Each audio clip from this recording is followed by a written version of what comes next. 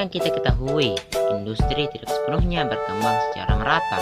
Artinya, di Indonesia hanya terpusat akan satu daerah saja, sehingga menyebabkan persebaran penduduk yang tidak merata pula. Hal ini dapat dilihat dari perekonomian di Pulau Jawa dan Bali yang lebih baik mendorong banyak orang dari daerah lain untuk pindah ke Jawa. Mereka pindah dengan harapan mendapat penghidupan yang lebih layak. Sementara kota-kota besar di Jawa semakin padat, kesadaran untuk melakukan transmigrasi masih rendah. Kondisi persebaran penduduk yang tidak merata adalah sebuah masalah untuk pelaksanaan pembangunan, sebab di daerah dengan penduduk yang padat tersedia tenaga kerja yang banyak.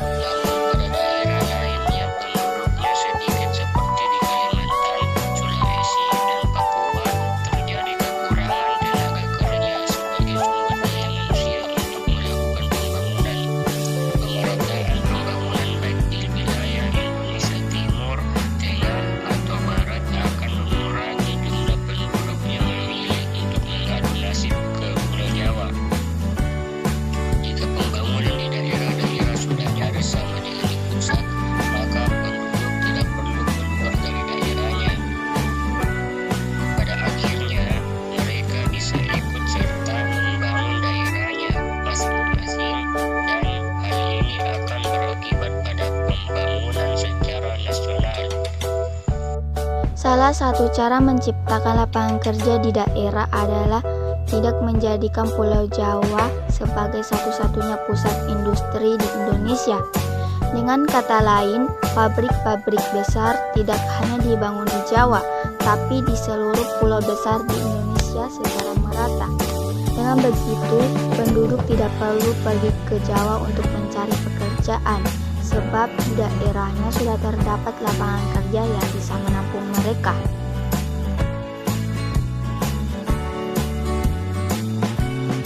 Satu, memeratakan pembangunan. Cara lain yang bisa dilakukan oleh pemerintah adalah dengan memeratakan pembangunan. Tidak hanya dapat di daerah-daerah pusat yang penduduknya padat saja, namun juga di wilayah lainnya di bagian timur, tengah, dan barat Indonesia. Hal ini akan mengurangi jumlah penduduk yang berniat ingin mengadu nasib di daerah-daerah pusat. Hal ini juga akan membantu membangun di daerah masing-masing. Yang kedua, membangun industri kecil di pedesaan.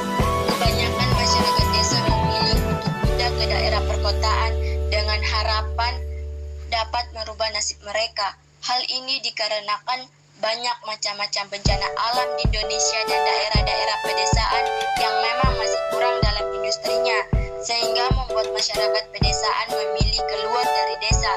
Untuk mengatasi hal ini, pemerintah dapat membangun industri skala kecil di daerah pedesaan, sehingga mengurangi jumlah penduduk desa yang lari ke kota, sehingga masyarakat juga dapat membangun desanya menjadi lebih baik lagi. Yang ketiga, memutuskan industri besar di daerah. Cara lainnya yang dapat menarik masyarakat untuk mau bertransmigrasi ke daerah-daerah yang jarang penduduknya, yaitu dengan cara memusatkan faktor penghambat perubahan sosial budaya dan industri-industri besar di daerah yang masih sedikit jumlah penduduknya, sehingga masyarakat dari daerah padat tertarik untuk mengadu nasib di daerah tersebut.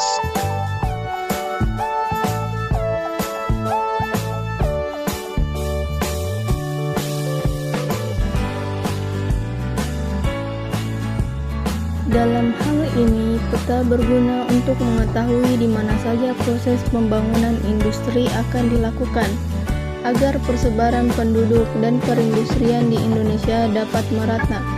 Fungsi lain peta dalam hal ini adalah sebagai berikut. 1. Memetakan potensi ekonomi daerah. Dengan memetakan potensi suatu daerah, kita bisa mengetahui pembangunan apa yang harus dilakukan di daerah tersebut. Misalnya, potensi di daerah pesisir adalah perikanan, sehingga prioritas pembangunan adalah untuk menunjang kegiatan perikanan, seperti membangun pengolahan ikan atau dermaga kapal. 2. Memetakan sumber daya alam. Dengan memetakan sumber daya alam, kita bisa mengetahui lokasi sumber daya alam untuk dikembangkan, misalnya lokasi deposit minyak bumi di bawah laut yang dapat ditambang. 3. Membuat rencana penataan ruang. Dalam pembangunan perlu dibuat tata ruang untuk menentukan pemanfaatan wilayah. Pemanfaatan wilayah harus diatur agar dapat digunakan dengan baik dan tidak menimbulkan masalah seperti kemacetan, kerusakan lingkungan. 4. Memetakan wilayah rawan bencana. Wilayah tertentu rawan bencana seperti tsunami di wilayah pantai dan longsor di wilayah perbukitan. Dengan memetakan persoalan ini, pembangunan bisa